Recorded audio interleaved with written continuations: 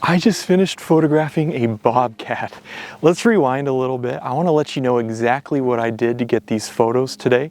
I want to let you know what I was thinking or my plan of action as I photographed this cat, my reactions to his actions that allowed me to continue to photograph him as we moved about the landscape. I also want to let you know how I go about finding one of North America's most elusive animals. Let's get into it. The first step to photographing bobcats can be one of the hardest, simply finding them. Bobcats have one of the largest ranges of any North American mammal.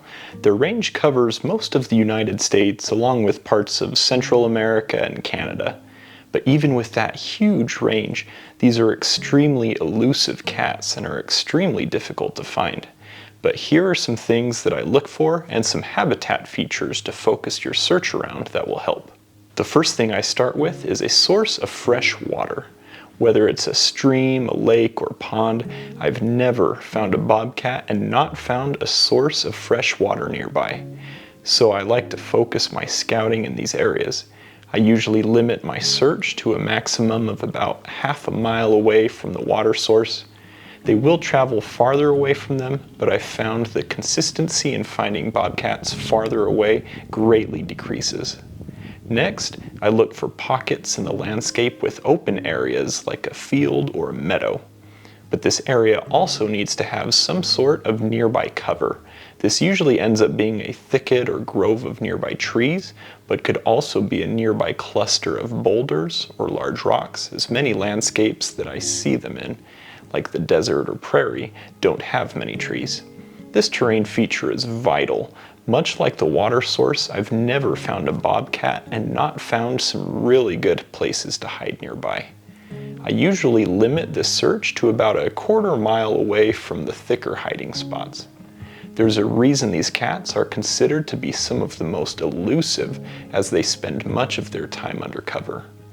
Food is the next box I like to check. Bobcats love rodents and other small mammals. So if you can find a plentiful food source like a field with a lot of gophers, a meadow with plenty of mice and voles, or an area with a healthy rabbit or prairie dog population, your chances of finding a bobcat will greatly increase. I found that bobcats can be pretty habitual in increments of a few days at a time.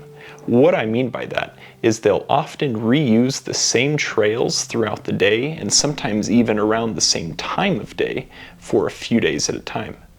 If you can establish one of these patterns, take advantage of it as soon as you can, because chances are the bobcat will move to a different area within its territory and establish a new pattern there before moving on again a few days later.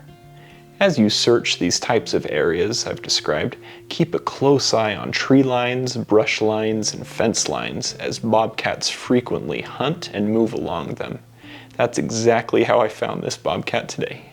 Join me on an amazing safari in Kenya's Masai Mara.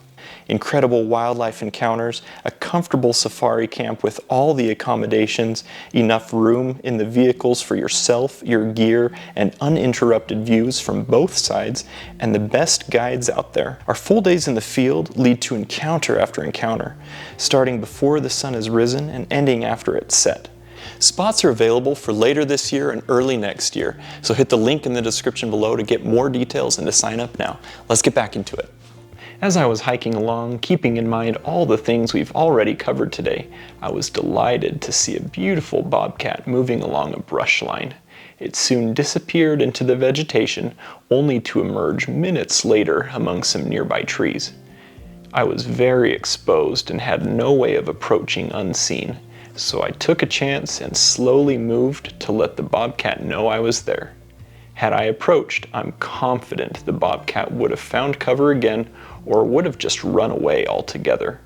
And so I stayed calm and remained where I was.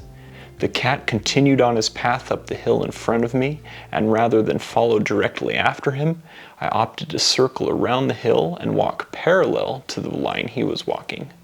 I found with bobcats, or most wildlife for that matter, it's best to never walk directly towards it, but rather to project its line of movement and circle in front if possible, or move in a loose zigzag movement towards it.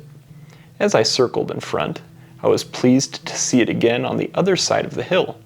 I slowly crouched down, lessening my profile to appear less threatening, and patiently waited for the bobcat to make the next move.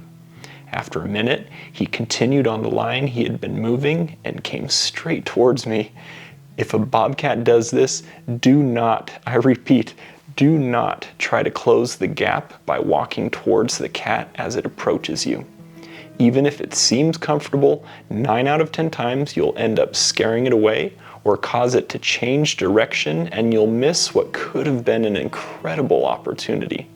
As with any wildlife, if you allow the bobcat to set the terms of how comfortable it is with you and how close it feels comfortable getting, it'll likely come much closer to you as you stay put than you'd be able to get to it if you were to try and pursue it. As I sat with this bobcat, the grass was high, but I made the most of what I had to work with and cherished each moment of this close encounter.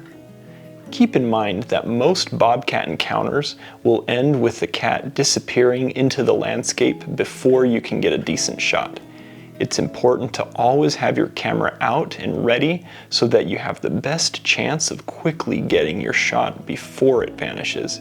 If you can establish a pattern, try making a natural blind to photograph the bobcat from, or try using a ghillie suit. There are places out there, many national parks for instance, that generally have more tolerant bobcats, which obviously makes them much easier to photograph.